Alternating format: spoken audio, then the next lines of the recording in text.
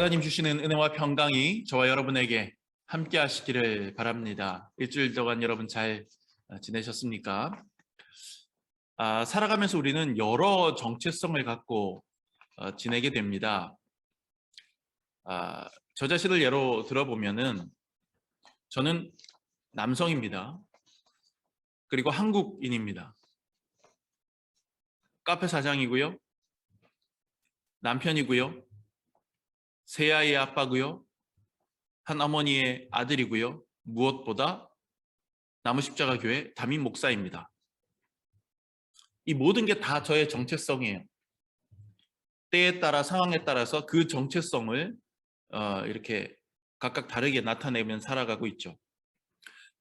그런데 여러분, 만약에 우리 아들이 우리 준민이가 친구하고 같이 길을 걸어가다가 저를 길에서 마주쳤다고 생각해 보세요. 아들이 저한테 막 손을 흔듭니다. 그 친구가 야 누구야? 하고 물어봤어요. 그때 아들이 뭐라고 얘기할까요? 저 아저씨 나무십자가교회 담임 목사님이야. 이렇게 소개를 시킬까요? 그렇지 않을 것 같은데요. 아니면 야 누구야? 물어보면 우리 아파트 정문 앞에 있는 카페 사장님이야. 우리 아들이 그렇게 얘기할까요? 아닐 거라고요. 야 누구야? 친구가 물어보면 우리 아빠야. 이렇게 얘기할 겁니다. 아들이 저를 친구에게 카페 사장이야, 교회 목사님이야 라고 소개해도 틀린 말은 아닙니다. 그것도 저의 정체성이죠. 하지만 그 상황에서 우리 아들에게는 카페 사장이나 목사님보다도 우리 아빠라고 하는 정체성이 더 필요한 거예요.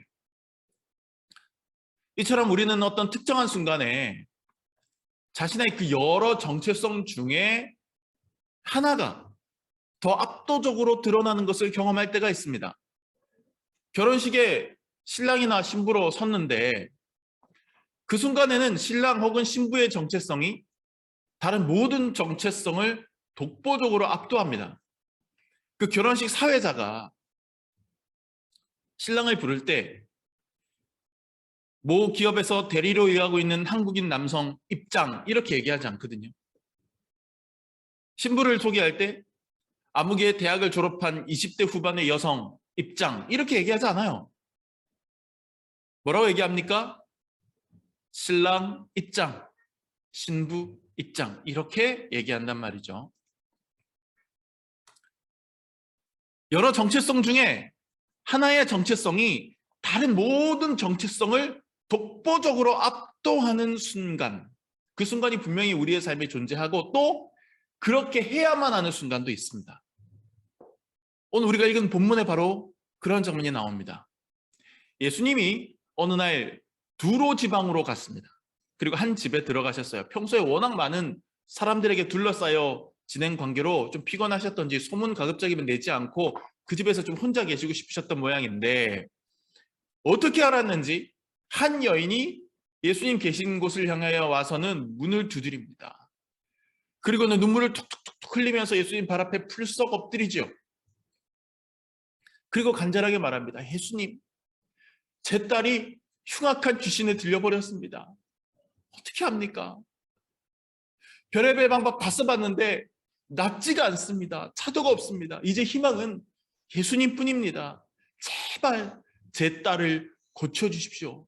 예수님 저기 유대 땅에서 갈릴리에서 다니시면서 가진 이적을 일으키시고 아픈 사람들 치료해 주셨다는 얘기를 제가 들었습니다.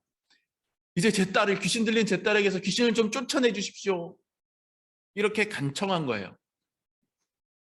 자, 여기서 우리가 상기해야 되는 것은 지역적인 문제입니다. 제가 좀 전에 뭐라고 말씀했습니까? 예수님께서 두로 지방으로 가셨다라고 얘기했죠. 두로라고 하는 것은 성경에 이제 구약 성경에서부터 계속해서 나오고 등장하는 지역인데 이방 지역입니다. 쉽게 말하면 인접 지역으로 국경 넘어가신 거죠. 두로는 외국입니다. 오늘날로 치면 레바논이라고 하는 나라가 있죠. 그 레바논 나라에 속해 있는 그런 지역입니다. 두로는. 그러면 이 여인은 어떤 여인입니까? 유대 여인입니까? 아니면 외국 이방인 여인입니까? 이방인 여인입니다. 종교는 어땠을까요? 거기에 살고 있는 사람이 유대교를 믿었을까요? 여호와 하나님을 섬겼을까요? 아니었을 것 같아요. 고대 사람들 종교가 없는 무신론자는 거의 없었다고 보면 이 사람은 아마 토속 종교를 믿었거나 아니면 그 시절에 그 헬라 문화권이니까 그리스 신화에 나오는 그 신 중에 어떤 신을 섬기는 사람이었을지도 모르죠. 아무튼 여호와 하나님을 섬기는 유대 혈통을 가진 유대인은 아니었다는 거예요. 그러니까 오늘 본문이요, 이 여인의 정체성을 드러내줍니다. 몇 가지 드러내줍니다. 첫째는 여인이라는 단어예요. 여인. 요즘 아프가니스탄 탈레반 때문에 이제 인권이 무시된 여성들 문제가 세계적인 이슈인데 예수님 시대의 유대교도 마찬가지예요. 예수님 시대의 유대교도 여자들, 여인들 사람 취급받지 못했잖아요. 오죽하면 예수님이 오병이어 기적을 일으켰을 때 물고기 2마리와 떡 5덩이로 5,000명 넘는 사람을 먹였다라고 할 때 항상 보면 5,000명 넘는 사람이라고 표현하잖아요. 우리는 5,000명을 먹였다가 아니라 5,000명 넘는 사람을 먹였다 이렇게 얘기하거든요. 그 이유가 뭡니까? 성경에 나와 있는 그 5,000명이 남자들만 센 숫자이기 때문에 그래요.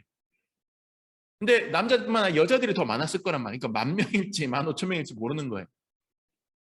그러니까 그 시절의 세계관 역시 고대 근동 그 유대 지역, 팔레스타인 지역 역시 여성들은 굉장히 천시하고 천대하고, 그리고 옛날 우리나라 유교 문화권에서 남녀 칠세 부동석이라고 했던 것처럼 여인과 함부로 접촉하면 안 되는 어떤 그런 관습법적인, 관습법이라고 하는 이유는 이제 성문법, 그러니까 성경에 기록되어 있는 율법이 있고 그 율법을 해석하면서 막 다른 율법들을 구전법으로 덧붙인단 말이에요.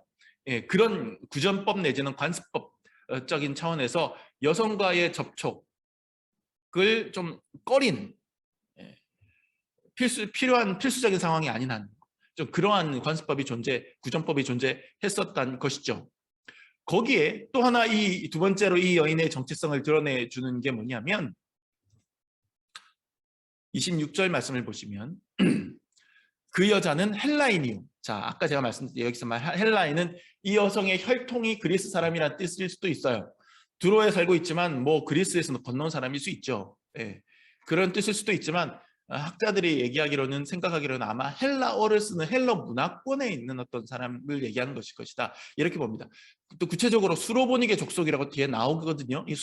그러니 헬라 세계의 지배를 받고 헬라어를 사용하던 수로보니게 족속의 여인, 즉 이방인이었다라고 하는 이야기입니다.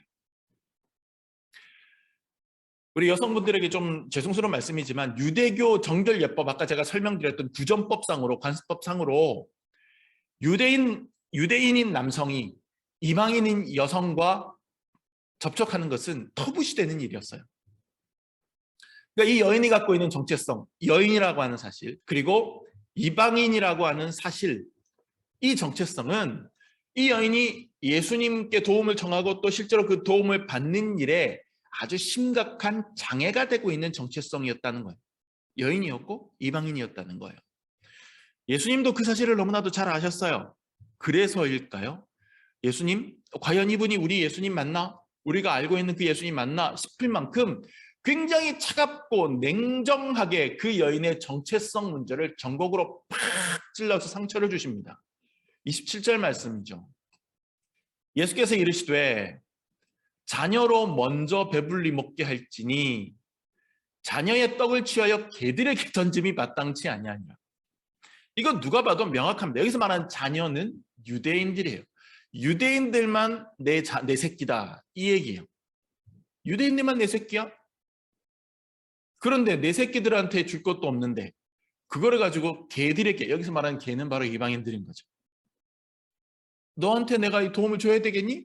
와, 진짜 얄밉습니다. 예수님이 진짜 얄밉게 말씀하시지 않으세요? 이 진짜 예수님이 하신 말씀 맞나 싶을 만큼 아주 혹독한 그런 말의 채찍을 휘두르고 계십니다. 자, 우리는 이 사건의 결과를 압니다. 예수님은 이 여인을 도와주셨습니다. 고쳐주셨습니다. 여인의 딸을 고쳐주시고 귀신을 쫓아주셨습니다. 하지만 그 전에 이 여인은 예수님이 던진 테스트를 통과해야만 했어요. 그게 바로 그녀의 정체성에 대한 문제인 겁니다. 너 여인이잖아. 오늘날 일반 대중의 사람들이 천대하고 무시하는 여인이잖아, 네 정체성이. 그리고 네 이방인이잖아. 그게 네 정체성이잖아. 한마디로 유대인 남성의 관점에서는 개 취급받을 만한 존재란 말이지. 그게 네 정체성 아니야? 와, 이렇게 말씀하시는 거예요, 지금. 예수님의 테스트 굉장히 혹독했습니다. 웬만한 사람은요, 승질 내면서 침 뱉고 소금 뿌리고 떠나버렸을 겁니다. 아니, 안 도와줄 거면은 그냥 안 도와주고 말지. 뭘 그런 말로 죄를 뿌리고 이렇게 해? 뭐 얼마나 대단하다고. 그래봤자 지네도 로마 지배받고 있는 민족인 주제에. 니네가 대단한 민족이라고 생각하지. 다른 주변 민족들은 다 우리도 너네 우습게 봐. 뭘 그렇게 우리 개취급식이나 하고, 이렇게 하면서 화내고 승질내고 떠나버렸을 것 같아요. 다른 사람들 같으면. 자, 어떤 성경학자들은요, 예수님께서 하셨던 이 말씀이 자녀의 떡을 취하여 개들에게 던져줌이 마땅치 아니하다. 이것이 당시에 흔히 사용되던 그런 하나의 통용 문구, 관용 문구였을 것이다라고 보는 사람도 있습니다. 그러니까 그렇게 생각하는 이유는 이 여인이 살고 있던 두로 지역은 예수님이 사역하시던 유대 땅의 갈릴리 지역에 비해서 훨씬 더 경제적으로 풍부한 지역이었어요. 그러니까 돈이 많이 도는 지역이란 말이에요. 반면에 갈릴리 사람들은 돈이 많이 없고 가난한 지역이었죠. 그래서 가난하고 배가 고팠기 때문에 자기들이 기껏 농사지은 곡식을 내 자식들 굶주리는데 내 자식들 먹이지 못하고 그걸 두로 지역에 갖다가 팔아서 돈을 마련해서 오는 그런 사람들이 있었다는 것이죠. 이방인들과 그런 경제적인 교류를 하는 것을 못마땅하게 여긴 그런 보수적인 사람들이 그렇게 장사하는 사람들을 보면서 야, 네 자식들 먹을 떡을 개들한테 팔아넘기고 오냐? 이렇게 말했었다는 거죠. 저는 충분히 가능성 있는 가설이라고 생각합니다. 어쨌거나 예수님께서는 당시에 유행했을지도 모르는 그런 문구를 사용해서 퉁명스럽게 여인의 청을 거절하시고 가슴에 이만한 대못을 박아버리시는 거예요. 그런데 그 다음 이 여인의 반응이 실로 놀랍습니다. 여인의 대답이 어떻게 나옵니까? 28절 말씀입니다. 여자가 대답하여 이르되 놀랍습니다. 주여 옳소이다마는 이렇게 나와요. 옳소이다마는 오케이 인정합니다. 네 맞습니다. 그 얘기는 뭐예요? 저는 개입니다. 이 얘기. 개 취급 받는 거 괜찮습니다. 이 얘기예요. 당신이 말씀하시는 대로 저는 개나 다름없는 이방인입니다. 당신이 말씀하신 대로 저의 정체성은 유대인 남성인 당신의 도움을 받을 자격이 없는 그런 정체성을 가진 사람입니다. 하지만 개들도 주인의 식탁 밑에 흘린 부스러기는 주워 먹지 않습니까?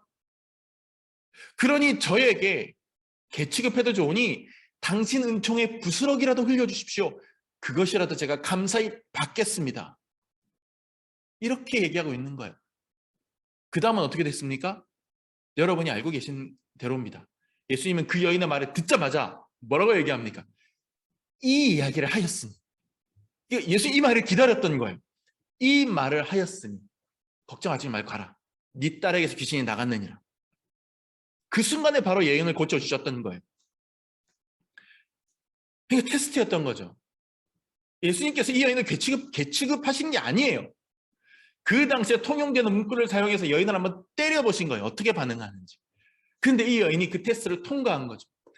걔는 무슨 개입니까? 예수님께도 이 여인은 정말 사랑하는 자신의 자녀예요. 하지만 바로 이 순간 이 예수님으로부터 이 듣지 못할 악담을 들은 바로 이 순간 이 여인을 압도했던 정체성이 뭐겠습니까? 자신이 이방인이라는 정체성, 자신의 여인이라는 정체성, 자신의 개 취급당할 만한 사람이라는 정체성 따위 아무것도 아니었습니다. 이 순간 이 여인을 압도한 단 하나의 정체성은 엄마라는 정체성이었어요. 엄마. 엄마니까. 나는 부모니까. 지금 당장 내 자식 새끼 어떻게든 살려야 되는 엄마니까. 이방인이라고 여인이라고 개라고 하는 말이 그게 무슨 상관이 있습니까? 그냥 인정하고 말지. 이 순간 이 여인을 압도한 정체성은 나는 부모다, 나는 엄마다 라고 하는 그 확고한 그 정체성이 다른 모든 정체성을 압도해버린 거예요. 독보적으로. 자, 이제 우리한테 돌아옵시다. 나 자신의 문제로 좀 돌아와 봅시다. 우리가 하나님 앞에 나아갈 때, 우리가 또 저 세상 속으로 나아가서 살아갈 때 우리는 그리스도인이라고 하는 하나의 정체성으로 다른 모든 정체성을 압도하고 덮어버리고 살아가고 있는지 한번 생각해 볼 일입니다. 수로보니게 여인이 오직 부모의 마음 하나로 다른 모든 정체성을 덮어버리고 나아갔듯이, 자, 이 여인이 단순히 부모, 엄마의 정체성을 압도적으로 주장하고 나간 것만으로 끝나는 게 아니에요. 그게 뭐하고 연결됩니까? 결국에는 엄마기 때문에 당장 도움을 줄 예수님께 무릎 꿇는 거예요. 결국 저는 당신의 도움이 필요합니다 라고 하는 철저하게 주님 앞에 무릎 꿇는 정체성으로 연결이 되는 정체성이에요. 그 정체성이. 그래서 중요한 거예요. 그랬듯이 우리 역시 어떤 상황에서도 나는 주님의 도움이 필요한 사람입니다, 나는 주님 앞에 부끄러운 죄인입니다 라고 하는 그 정체성을 붙잡고 살아가야 하는 거죠. 그러지 않으면 우리 안에 있는 다른 정체성이 그리스도인이라는 정체성을 앞지르면서 그리스도인으로서 살아가야 할 순간에 브레이크를 걸어버릴 수가 있어요. 어떤 사람은 하나님 앞에 나오면서 계급장 달고 나옵니다. 내가 정치인인데, 내가 대기업 회장인데, 내가 박사인데, 내가 담임 목사 아버지인데, 그런 정체성 버리지 못하고 나옵니다. 그러다 보니 교회 안에서 돈 자랑하고 명예 자랑하고 사회적 신분 자랑하고 혈연 자랑합니다. 안타까운 일이지요. 우리가 예배의 자리로 나올 때는 예배자라는 정체성에 몰입해서 나와야 합니다. 예배의 자리에서 우리는 하나님 앞에 엎드리는 자들일 뿐입니다. 그런데 그걸 못하니까 예배하겠다고 나와서도 내가 주목받고자 하고 내가 대우받고자 하는 그런 생각을 버리지를 못하는 것이죠. 많은 그리스도인들이 주일 몇 시간은 교회에서 그리스도인으로 살지만 사회로 돌아가면 비그리스도인과 마찬가지로 삽니다. 교회에서는 주님, 저는 부족한 사람입니다, 저는 죄인입니다, 저는 주님의 도움 없이는 안 되는 사람입니다 라고 이야기합니다. 마치 수로보니게 여인의 정체성처럼. 하지만 세상으로 돌아가면, 야, 내가 돈이 이만큼 있는데, 내가 얼굴이 이 정도 되는데, 제 얘기가 아니라 그 사람들이 이제 그렇다는 거예요. 내 집안이 이런데, 내가 왕년에 이랬는데, 이제 이런 거 얘기하는 거죠. 거기에는 교회에서 주님, 저는 부족한 죄인입니다 라고 얘기했던 정체성은 어디로 갔는지 사라지고 없어요. 내가 이건데, 내 신분이 이건데, 내가 이 정도 위치에 있는데. 그리스도인의 정체성을 갖고 사업을 하고, 그리스도인의 정체성을 갖고 살림을 하고, 그리스도인의 정체성을 갖고 군생활을 하고, 그리스도인의 정체성을 갖고 공부를 해야 되는데, 교회에 올 때만 그리스도인이고 죄인이고 수로보니게 여인이고, 나가서 사업할 때나 살림할 때나 군생활할 때나 공부할 때는 세상 사람들하고 다를 바 없이 정체성을 유지하는 거죠. 이건 세상에서 빛과 소금으로 살아가야 하는 그리스도인들의 삶의 태도라고 할 수 없습니다. 언제 어디서나 그리스도인이라고 하는 자기의 정체성이 다른 모든 정체성을 압도할 때 우리는 직장 생활을 해도 그리스도인답게 직장 생활을 하는 거고, 가정 생활을 해도 그리스도인답게 가정 생활을 하는 거고, 학교 생활을 해도 그리스도인답게 살아갈 수가 있는 거예요. 많은 사람들이 내 인생은 그대로 있습니다. 내 인생 그대로 있고, 내가 추구하고 내가 실제로 경영하는 나의 물질이 있고, 내가 추구하고 내가 경영하는 나의 가정이 있고, 내가 추구하고 내가 경영하는 나의 연애가 있고, 내가 추구하고 내가 경영하는 나의 종교 중에 종교로서 기독교를 선택을 합니다. 그게 아니에요.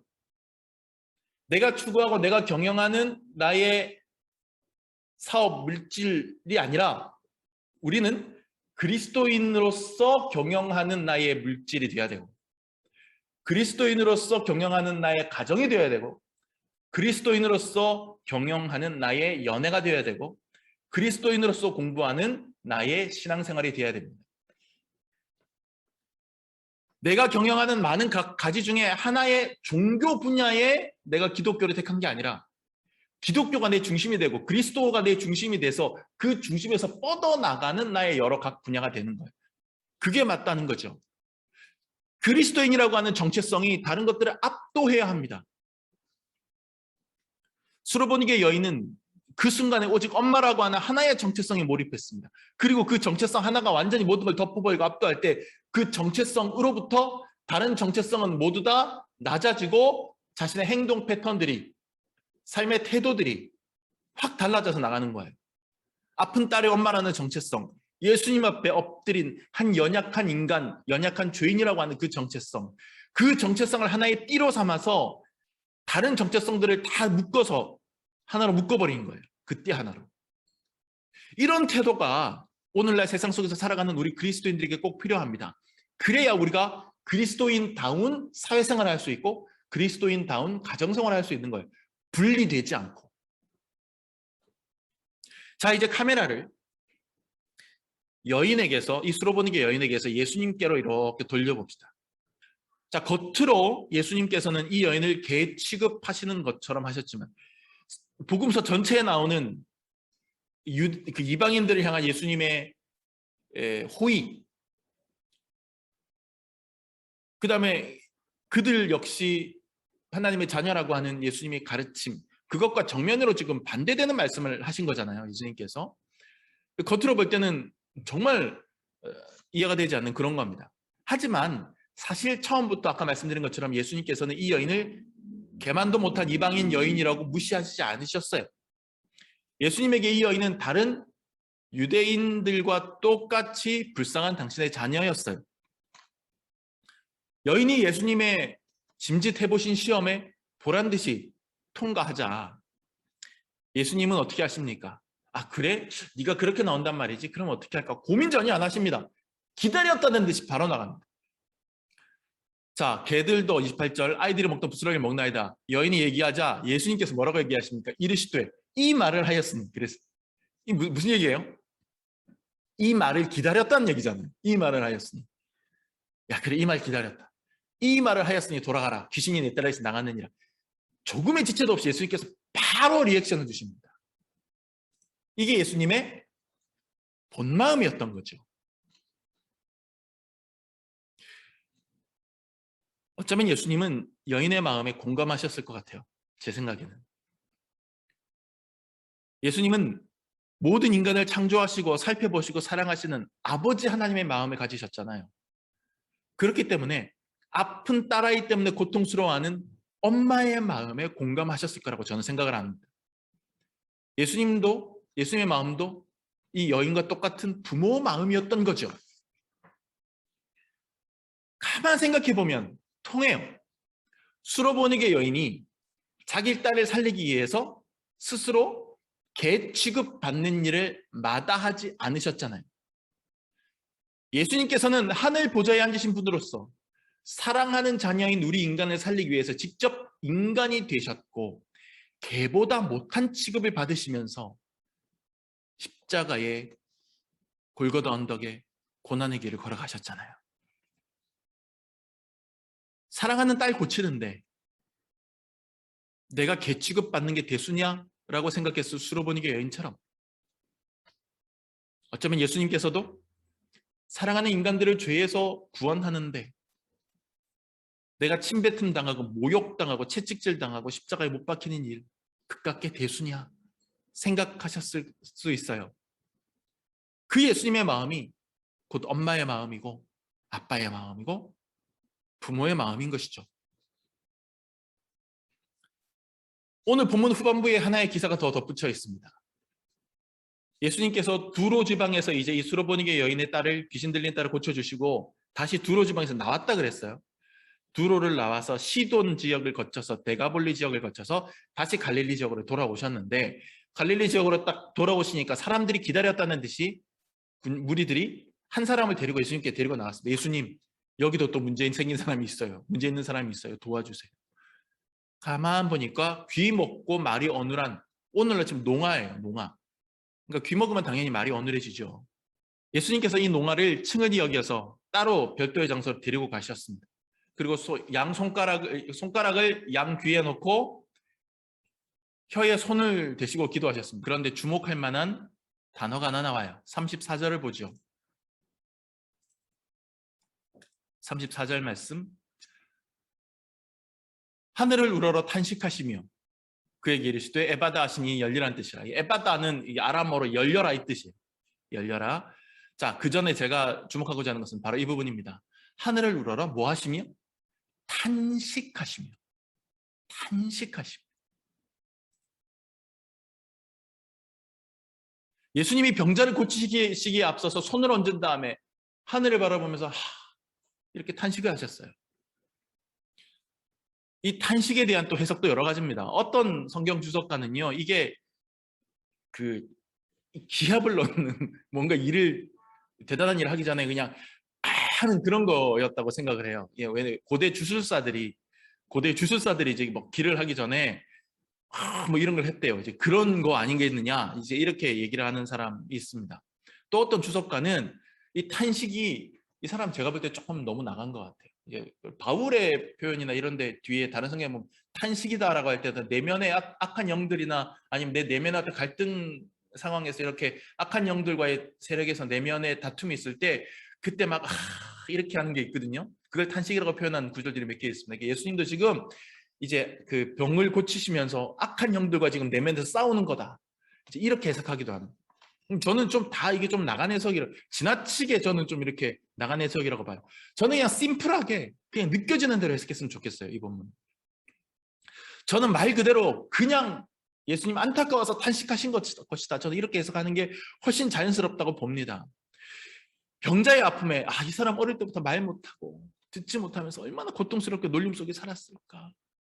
그 아픔을 공감하면서 손으로 얹으니 이 사람의 지난 인생 다 예수님께 느껴져서 안타깝게 흐느끼는 부모의 마음으로 탄식 안 하셔도 예수님 고쳐주실 수 있잖아요.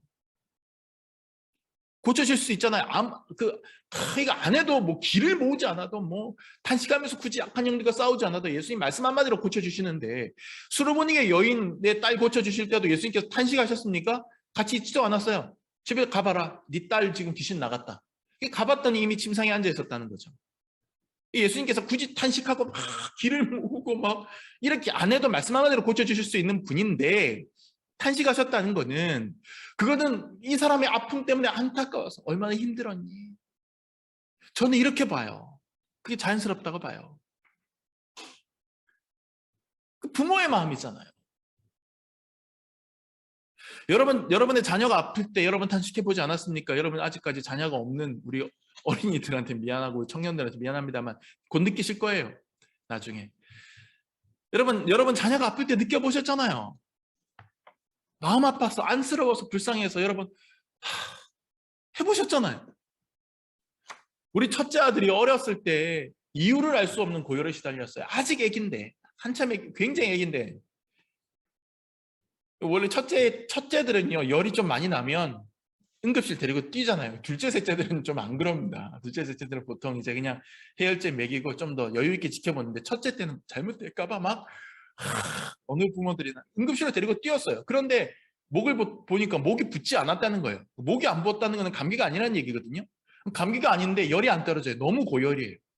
그럴 때는 의사들은 매뉴얼상 뇌수막염을 의심하게 됩니다. 그러니 뇌수막염 검사를 하자고 응급실에서 이제 그렇게 얘기하는 거죠. 근데 이 뇌수막염 검사가 해보신 분은 알겠지만 굉장히 고통스럽습니다. 척추에 큰 주사기를 꽂아가지고 거기서 촉수를 뽑아내는 거거든요. 그걸 이제 몇 개월 안 된 아기를 그걸 하자는 거예요. 근데 안 하자니, 이게 진짜 뇌수막염이면 이거는 진짜 큰일 나는 거거든요. 빨리 조치를 해야 되는데, 뇌수막염인지 아닌지를 알기 위해서 이 척수액을 뽑아야 되는데 그 큰 주사위를 몇 개월 안 된 갓난아기 등에 꽂는 거죠. 아기가 자지러질 듯이 웁니다. 몸을 뒤틉니다. 의사들이 엄마 아빠 나가래요. 못 본다고, 자기들이 하겠다고. 의료진이 손과 발 못 움직이게 힘주어서 틀어지고 주사 바늘을 꽂습니다. 나중에요, 끝난 다음에 보니까 손발에, 팔, 다리에 그 의사들 손 틀어지었던 손자국이 선명하게 남아있어요. 바깥에서 발을 동동 구르면서 아내와 제가 그 자지러질 듯 우는 울음소리를 듣고 탄식하는 거죠.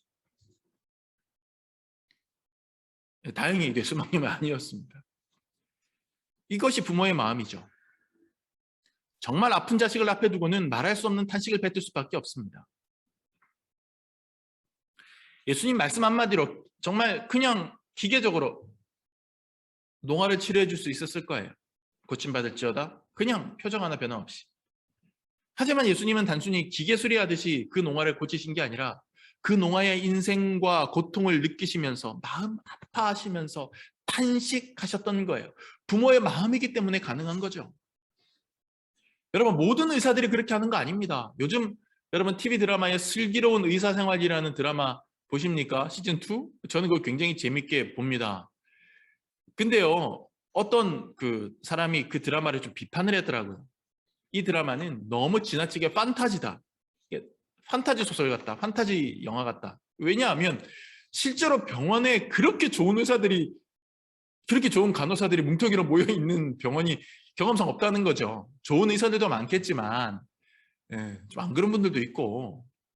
그런데 거기에 나온 의사들은 정말 완벽한 의사들만 모여있어요. 실력도 완벽하고 인품도 완벽하고 그냥 환자의 아픔에 완전히 공감해주는 의사들. 진짜 그랬으면 좋겠어요. 제가요, 중고등부 학생들 데리고 노년교회 부목사, 교육목사로 있을 때 중고등부 학생들 데리고 네팔에 비전 트립 갈 때 비행기 안에서 비상 상황이 발생을 했어요. 제 바로 옆자리에 앉혀놓은 학생이, 제가 인솔에서 데리고 간 우리 아이가, 우리 학생이 갑자기 막 표정이 변하는 거예요. 숨을 못 쉬면서 막 숨을 쉬기에 힘을 주니까 손가락이 구부러지지가 않고 그냥 빳빳하게 서가지고 힘을 주느라고 막 고통이 몸부림치는 거예요. 너무 놀랐어요. 그 비행기 상공에서 너무 놀라서 제가 승무원을 부르고 막 옆에서 주무르고 했는데 안 돼요. 얼굴이 빨개지고 당장 숨이 넘어갈 것만 같아요. 승무원들이 안 되겠다 싶어서 급하게 기내 방송을 했죠. 기내에 의사 선생님 계시면 지금 응급 상황이 발생했으니 좀 도와주시기 바랍니다. 의사가 없었나 봐요. 안 나와요. 큰일 났어요. 조금 나아지는데 하더니 또 심해지고 또 심해지고 그래요. 그때 승무원 한 명이 저한테 막 와가지고 얘기를 해요. 저기 인솔자 되시잖아요. 네, 제가 인솔자입니다. 저기 뒤에 의사가 한 분 계시다거나 하는데 안 나서시거든요. 혹시 직접 가셔서 좀 부탁을 저랑 같이 해보실 수 없을까요? 뭐 물불가릴 때가 아니잖아요. 일어나가지고 제가 그 승무원이랑 얼른 가가지고 그 앞에서 90도로 인사하고 정말 부탁했습니다. 다행히 한국인이에요. 제발 도와주십시오. 제발 도와주십시오. 근데 저는 그때 그 의사가 몸을 일으킬 때 지었던 표정을 잊을 수가 없어요. 그리고 그 말을 잊을 수가 없어요. 귀찮은 표정으로 앞에 노트북을 펴놓고 막 한참 무슨 일을 하다가 제가 그렇게 하니까 귀찮은 표정으로 짜증을 확 내면서